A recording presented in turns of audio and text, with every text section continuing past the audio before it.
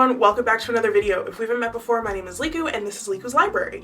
Today I wanted to do something a little bit different. As we all know, we love little scrolling on TikTok, but the scrolling has ruined all of our attention spans. So if you already struggled with your attention span like myself, this video is definitely for you. So last year I read 44 books, 45-ish.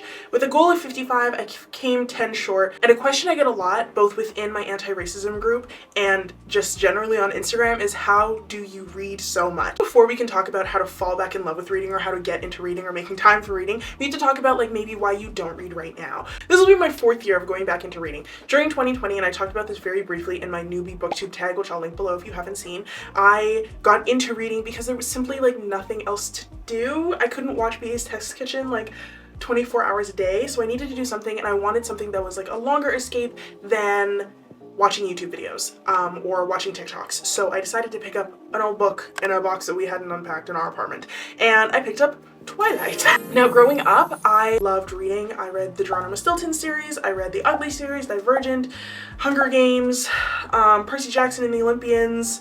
But as time went on, especially as I got into high school, which here is grade 10, 11, 12, which is age 15 to 18, I was forced to read a lot of Shakespeare. I am not a fan of Shakespeare. And it wasn't until 2020 I got back into reading and was like, oh my gosh, I've actually been missing out for a long time on a hobby that I used to love. So if that was you, my biggest recommendation is to start with something that you used to love as a kid. So I started with Twilight because I knew that I had previously loved Twilight. I had all 4 books. And they were just collecting dust, and I was like, how bad can it be? I'm not going to invest in this hobby, financially, if I don't know if I'm gonna love it yet. So I picked up Twilight, I read, and I was like, this is amazing. Purely for entertainment purposes, I was so entertained. I was so engulfed. And I'm not saying that you need to go and pick up Twilight right now, but I would say go pick up a series that you enjoyed as a kid. If you pick up a picture book, that's still fine. It's just getting into the habit of reading something on a page and being reminded of that feeling that you once had. So that's my first tip. Use nostalgia. Use nostalgia because I definitely did, and it helped me a lot. From there, I was able to pick up more books. I got slowly into Book Talk and BookTube and Bookstagram and anywhere you can put book in front of, and was interested in what people were currently reading. What is today's Twilight? Because I haven't been reading recreationally since Twilight came out, and I don't know any popular books right now, so I'm just gonna read Twilight, home for the best. My second tip is set the mood. Listen. Treat yourself. This is a date night, and I feel not enough of you are treating it as such. I don't want to hear any judgments in the comments. I was not using the big light. If you're a neurodivergent like myself, you know the sound of a big light. Using lamps. You can read in candlelight if you have enough candles, but I find it's not the best. The gift that my partner got me as a stocking stuffer a few years ago was a clamp. Hold up. It clamps onto your book, and then there's a little extendable arm that you can move around, and then it has 3 different colors. The other side of it is a USB-A, I believe. I'll link it down below, and it's great. So when I want to read but he's asleep, that's exactly what I use. Finding lights that work well for you. For the first little bit of getting back into reading, I lit candles. I have tea. Do you notice when you watch booktubers, a lot of them have tea and they're just sipping tea? I watched that and I was like, should I be making tea for these videos? But no, listen, tea is for when I'm reading the book. I'm spilling the tea here with you now, and that's the only tea that you're getting. So I like tea over coffee because it usually has less caffeine in it, or no caffeine depending on the tea that you're drinking. Helps with the fragrance, keep you warm. Reading is a very cozy activity. I love cream of Earl Grey, but not the one from Twinings. Usually a pro Twinings person, the Tetley one is better. The Cup of Tea, spelled T-E, is a black-owned luxury loose-leaf tea company based in Canada, and I believe they sell to the US, Canada, and the UK. Their cream of Earl Grey tea is phenomenal. Peppermint tea is always a classic. Orange Pico, if I'm reading in the morning, but make sure you eat first because it can make you a little bit nauseous. Those are my go-to faves. Chai, I love a good chai. All of these are very cozy. They're very good for reading. It sets the mood. Be warm.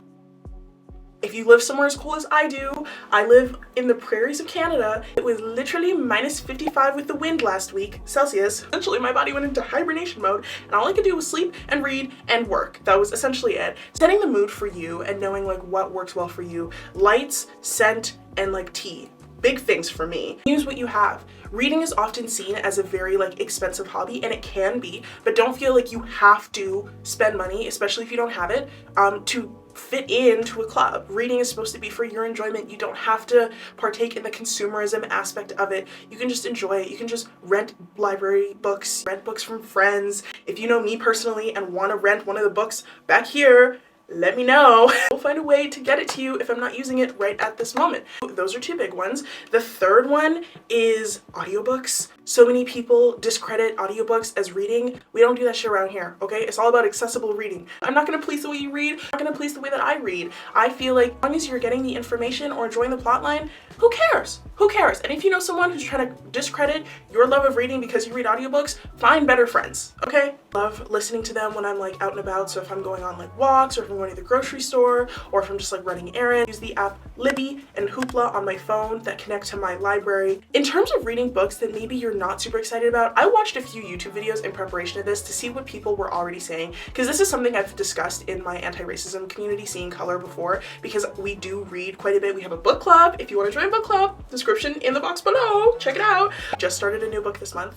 But anyways, this is something we've discussed because a lot of people love reading fantasy or fiction, and as a lot of you know, I prefer nonfiction. A lot of the questions I get is like, how do you read so many nonfictions? I'm reading purely for education. I find a lot of satisfaction in like learning new things. My brain is like a sponge, and I have found lately that short form social media content is just not.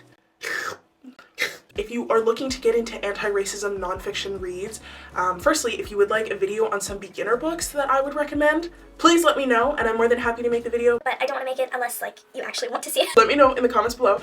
But what I would recommend is starting with a book outside of the nonfiction space, especially if you have had trouble in the past with nonfiction. From Twilight to Christina Lauren's The Soulmate Equation, and then I read quite a few more Christina Lauren's, and I started reading like nonfiction. And so because I already got in the practice of reading, it was really easy for me to just like switch up the genre, go back and forth with anti-racism and romance books, abolitionist fiction, which I didn't know was a genre, mystery. My grandmother sent me her 3 favorite books, which I will be reading soon, and we'll be making a whole video on that, because like the books my Jamaican grandmother sent, I was not expecting. Once you start getting into just like the habit of reading, it's easier to switch over into nonfiction reads. Moving to my next point, you need to schedule time to read. If you are just like sitting down at the end of the day when you're exhausted and you're like, ah, if I'm feeling up to it, I'll eventually read. You're never gonna get to read in bed. For me personally, and this is how I like hack my ADHD, is if I don't want to do something but it's on the schedule, I'm gonna do it. So I will schedule time from like 10 p.m. to 11:30 to read. However, I have definitely fallen victim to the several hour doom scrolling before bed, and that is a really, really hard habit to kick. And in the videos that I watched back then when I was trying to kick the habit, and also more recently when I was like researching for this video, a lot of people were just like, stick to it and just make a schedule and you'll be fine. But like, what if you're not? This is my recommendation. A lot of books from your library or books like on your TBR are available in ebook format. This way you don't have to get off your phone. This is how I hack my mind. Take your phone and just read the book on your phone. I read a 700-page book last year on my phone, this size. And you know what? It was actually really good. Depending on the app you use, I use Libby. You have to actually click on the center for like all the things to pop up, whether you want to exit the book or bookmark it here, or it tells you where your progress is. So I just kept reading, and next thing I knew, I was at like 300 pages. So instead of just kicking the habit of being completely off my phone, if you're looking for a good transition, I definitely struggle with transitions, was reading on your phone, or you can listen to an audiobook before bed. I also found that was great. The issue is though, you have to be careful, is it's kind of like someone reading you a bedtime story. So I started falling asleep. Also really love audiobooks, because for those of you that are illiterate or really struggle to read but want to like partake in the storytelling aspect, audiobooks are amazing. It makes it like very, very accessible to several different people.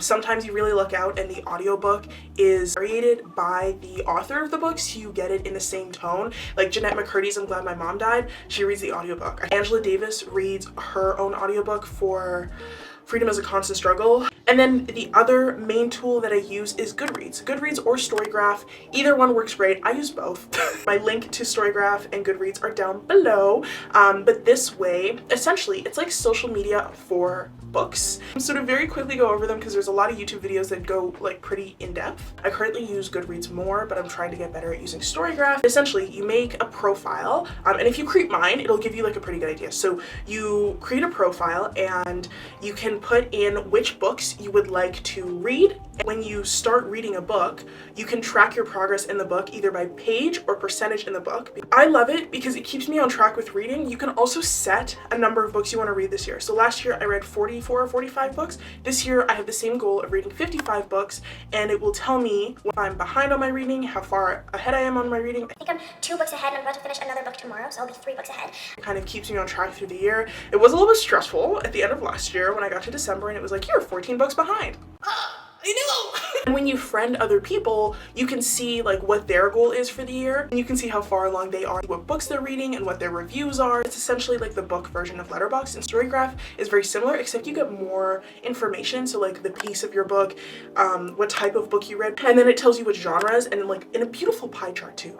I find using apps like Goodreads and like Storygraph that keep track of the books that I'm reading helps me a lot because I'm naturally competitive and I want to reach my goal. I just want to reach my goal faster than all my friends. Also, having a spot that you read in, at least when you start, can be really, really helpful because that's where you can keep some of your books. So I have like a bunch of books here, but I also have a stack of 5 books next to my bed on my bedside table. Whenever I get into bed, it's like a reminder that before bed, I want to make the conscious effort to read. It hits all my spots: cozy, comfy, nice lighting, smells good. I also always like to have a book. If I'm going out somewhere, I'm gonna put a book in my bag. Just keeping in mind times where you would be on your phone scrolling and you could be reading.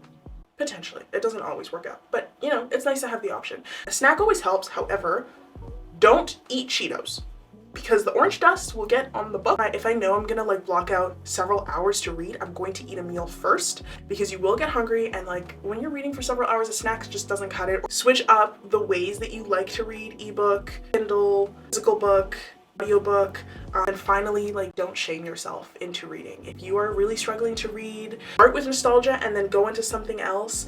But if you're really struggling to read, and if you just find like this is really hard for you, I always recommend an audiobook of the topic that you're interested in. Even if you don't have a book to go back to for nostalgia, you know that you're into like self-help. Pick up a self-help book. There's tons of recommendations, TikTok especially. Just there's no point in shaming yourself because you're not reading as quickly or as often as you would like to. Life is also super, super, super busy. Disclaimer, I'm child-free by choice. And part of that choice is because I like to read. But if you have a child, like, take in that you probably do not have as much time to read as I do. Everyone's life is different. Not everyone has the same amount of time in a day because of different obligations or socioeconomic classes. So it's unrealistic to think that just because I am dedicating time to read that you're going to be able to dedicate the same amount of time. You're like, well, Liku said I have to read like 2 hours a day and I can't fucking read 2 hours a day, so I suck. No. Compassion for yourself, please. Because if you don't have compassion for yourself, especially in this hobby that you're trying to pick up, when it doesn't go well, you're not going to pick it back up again. I'll leave you with this final tip. It's that buying books and reading books, 2 different hobbies. I'll die on that hill. I literally said at the end of last year, I'm not going to buy any more books until I read all of them. I think I've read half of them, and I already bought a new book that I'm waiting on. I also used to really love to read on my lunch break because it gives people an excuse not to talk to you. Thank you for watching another video. I really hope this helps with like your reading journey. I am a firm believer that any amount of reading is a win. Please ease up on the shaming part. That's what I hear a lot from people just trying to get into reading. The shame aspect is so big. Relax. It's supposed to be relaxing. If you're not relaxed, you're doing something wrong, babe. If you have any questions or would like to see any specific videos, please feel free to leave a comment below. Otherwise, we just hit 60 subscribers. I just started posting these videos because I love to read and I love to share, and I really love to hear when someone who doesn't read got into reading because of something I said or something I recommended. If you did start reading because of this video, let me know in the comments below because we're all gonna celebrate, okay? Thank you so much for watching it. Thank you to everyone who subscribed, watched my previous videos, watching this video, watching this far. I appreciate it. Like I said, I just wanted to share this as a passion, and I just wanted to get into the habit of like posting consistently, and I think that I'm doing a pretty good job at that so far. But this is 3 videos in January. I'm taking it as a win. It's a win, baby, okay? I don't care. It's a win. It's a win. Don't talk to me about upload schedules. I don't know her. I don't know her. Like I said, my name is Liku, and this was Liku's Library. Okay, I'll talk to you next time. Bye. Really in the middle of editing, and I realized that I forgot one of the biggest points and one of the things that I use the most. So if you're thinking in this video, you know, Liku, that's like a little bit too much for me to be doing, I just need something chill, my biggest tip, and I can't believe I forgot it, is music. Music sets the scene better than scent, than lighting, and I actually have a music playlist that I listen to, so I've included it below on Apple Music and on Spotify. It's very calming, and it's called In a Book, and I hope that you enjoy the playlist. If you choose to listen to it, please let me know if you do. I'm always adding to it, and I found that just having headphones in or AirPods in is such a big tip when reading, and just like helps block out the rest of the world so much. Glad I remembered before I upload this video, and I hope that helps.